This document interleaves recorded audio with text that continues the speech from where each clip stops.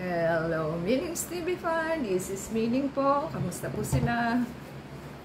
Sana po nasa mabuti silang kalagayan. Kung saan po parte kayo ng mundo, tayo po ay busy and takalabas at kararating lang po tayo. At tayo po hinihintay na ating delivery guy. Kasi kanina tinitingnan ko, wala po sa system na mai-deliver nila. So, yan po ang ating items. Pinandala kay Lex sa store po ni Patis Tesoro. So, tingnan po natin at maganda po siya. May sikreto po ako sa inyo. yun ang ating i-reveal. So, try po natin. Buti po dalawang ating wifi kasi hindi ho na tinanggal po yung ating tawag lang. Wala po tayong wifi sa isang ating PLDT. Diba? Powerful. Kaya kailangan po may backup kayong wifi. Yung PLDT pa ang nawala kaysa sa Converge. So, meron po tayong item na 340.62.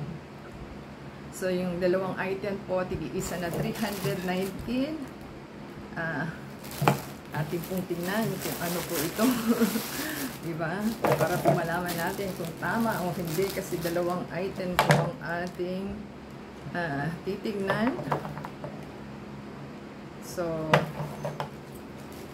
isang black po at saka isang ano ba to? Skin tone ng ating item. So, yan, sisilip na po natin siya. Wala po siyang bubble wrap, kundi plastic lang.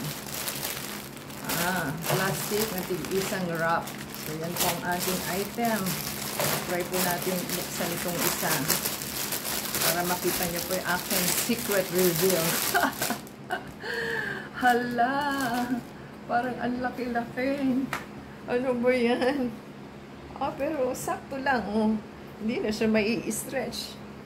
So, butt enhancer po itong tawag ba dito?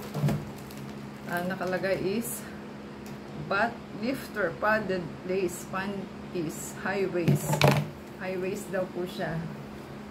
So, yan po yung ating ang kinuha ko po is XL pero doon sa kanilang pattern ng sizes is only small. So, pag small baka hanggang dito lang hindi tayo maging comfortable. So, tama lang po pala yung XL. So, yan po. Yung po yung sabing comment nung isang bumili. So, kinuha niya is XL. So, ang size po kasi daw niya is 36. So, parehas na kami kung 36 siya kasi XL na po. O, di ba? Sabi, isukat daw po sa leeg para magkasya. Yan po ang sabi nila, pag bumibili ka ng pansit, sukat mo sa leeg mo kung kasya. Yun ang kunin mo. Pero, maluwag pa po sa ating leeg. So, ang kinuha po natin is binasihan ko po yung XL kesa po maliit. Kasi pag maliit, parang hindi mo siya maisusukat. So, sakto lang po ang XL, di ba? So, yan po ang ating pang-enhance po ng butt kasi wala po tayong puwet. Para po magkalaman kasi pumayat na po tayo. So, yan, tingnan nyo, ang payat na daw po natin. So, yan po ang ating unang item. At ito po yung pangalawa. Hintayin lang po. So, maganda man naman po yung ating item. Ito po is cotton. Ito po ay parang see-through, parang hindi po siya mainit. Parang nylon ba tawag nyo dyan? Nakanet po siya. Yun, no? Kita nyo siya. Pero, makapal po. Dalawa siya. Dalawa, Dalawa. Very, po. Matibay naman siya. Pero, dito po is lace. Dito tayo magkakaproblema kasi pag natas-tas po yan, dire-diretso po yan. So, yan po ang ating unang item. Try po natin tignan itong isa. So, nakalagay naman po is XL. Ito po is XL din. So, tingnan po natin kung okay o hindi. At matibay-tibay naman po siya. Ayan, at least meron po tayong pang substitute kung dark yung inyong na-UUP na siya sa pagkakabit-bit nila. So, so natatanggal po pala itong ating padded. Kung ayaw nyo pong may pads, pwedeng pong palang higitin. Ayun, nahihigit po pala siya. So, pwede po siyang with pads or without pads. So, kung pwedeng gusto nyo gamitin, pwede naman po. So, pareho naman lang din siyang XL. Oh, XL. Made in China daw po. XL. Made in China. So, nakalagay po dito is polyester spandex po ang ating item. So, pareho po silang natatanggal yung pads. Pwede naman pong wala. So, ano naman po siya? Good quality.